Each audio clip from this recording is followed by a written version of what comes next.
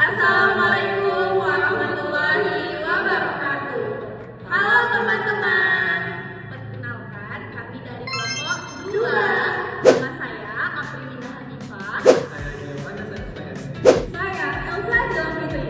Kami akan mempresentasikan hasil diagram perhatikan tentang Masalah utama kelas 12 IPS 2 pasif, tidak mandiri dan tidak termotivasi dalam proses pembelajaran.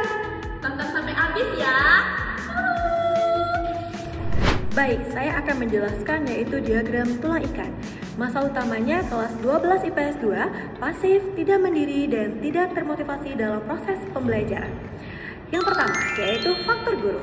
Pembelajaran berpusat pada guru, metode dominan secara ceramah, fokus pada hasil, bukan dari proses pembelajaran, jarang memberikan ruangan untuk diskusi, memanggil siswa secara acak. Faktor kedua, yaitu faktor murid. Takut salah jawab pertanyaan, kurang percaya diri dan termotivasi secara rendah, terbiasa menerima instruksi, bukan mencari solusi secara mandiri, bingung memulai tugas secara analisis, cenderung contek atau copy paste tugas, kemampuan berpikir secara kritis, dan kemandirian belajar belum berkembang. Faktor ketiga, yaitu lingkungan atau kurikulum. Lingkungan belajar kurang aman secara psikologis, pembelajaran lebih menekan nilai ujian, budaya kelas kurang mendukung dalam diskusi aktif, instruksi sosial dan pembelajaran kurang optimal. Kegiatan kolaboratif belum terstruktur dengan baik. Yang keempat, yaitu faktor materi atau metode. Materi disampaikan satu arah, yaitu melalui PowerPoint, metode pembelajaran kurang variatif, proyek diberikan tanpa contoh dan arahan yang jelas, materi kurang dikaitkan dengan kehidupan nyata murid, tidak ada diferensiasi, pembelajaran sesuai dengan kebutuhan murid, aktivitas belajar kurang menentang dan kurang bermakna. selanjutnya kami menghubungkan fakta masalah dengan teori belajar, konsep kunci, dan alternatif sebagai strategi awal. Fakta masalah yang pertama, murid bingung mengerjakan tugas analisis sederhana dan melakukan mencontek. Nah, dari teori belajar yang kami temukan adalah konstruktivisme dari Vygotsky. Untuk konsep kuncinya adalah ZPD atau Zone of Proximal Development dan juga Scaffolding. Nah, sebagai alternatif strategi awal, kami memberikan contoh analisis secara bertahap, panduan langkah demi langkah, dan bimbingan dari guru atau tutor sebaya sebelum mengerjakan tugas mandiri.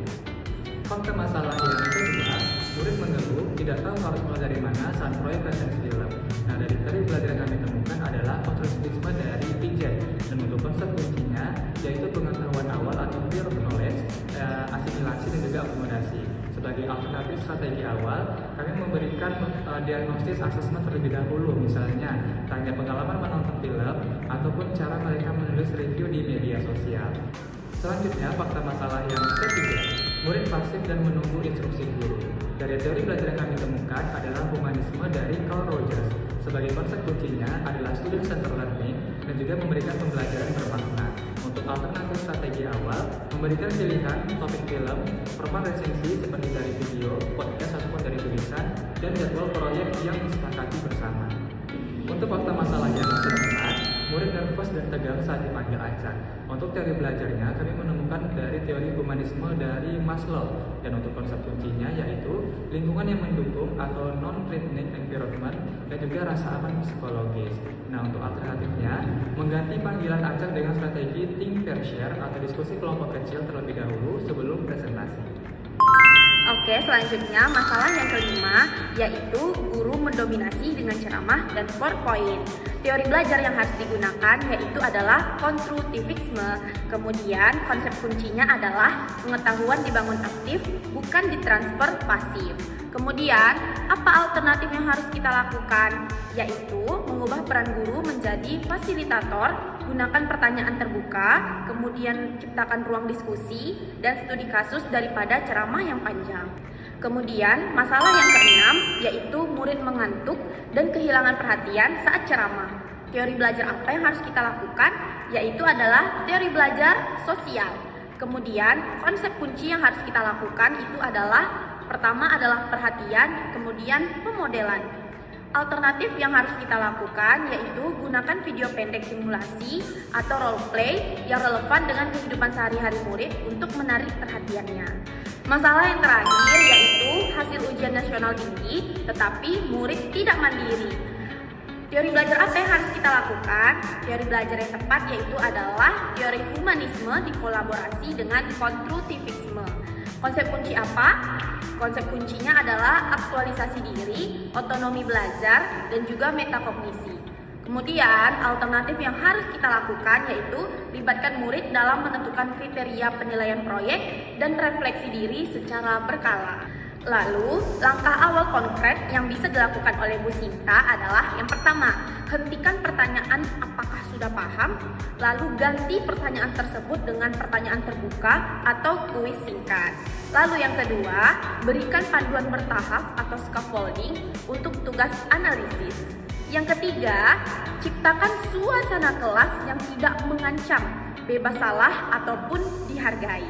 Lalu yang keempat, yang terakhir, gunakan diferensiasi konten dan proses berdasarkan minat murid. Selanjutnya, saya akan menjelaskan tentang kesimpulan awal untuk diskusi think, pair, and share. Yang pertama, masalah utama bukan hanya pada pasivitas murid, tetapi pada ketidaksesuaian antara metode guru, yaitu antara transmisif atau teacher center, dengan kebutuhan kelas 11 IPS 2 yang membutuhkan scaffolding, keamanan psikologis, dan otonomi. Lalu yang kedua, akar penyebab berasal dari 4 faktor, yaitu yang pertama ada guru menggunakan metode tertutup, yang kedua ada murid belajar terbiasa pasif, dan yang ketiga lingkungannya itu berupa tekanan ujian, dan yang keempat itu ada metodenya kurang bervariasi dan diferensiasi. Lalu yang ketiga, teori yang relevan untuk menyelesaikan masalah ini adalah konstruktivisme, yaitu untuk menciptakan scaffolding atau membangun pengetahuan aktif, dan juga humanisme untuk menciptakan lingkungan yang aman dan memberikan otonomi. Demikian presentasi dari kelompok kami. Semoga video ini bermanfaat bagi teman-teman semuanya. Nantikan video berikutnya.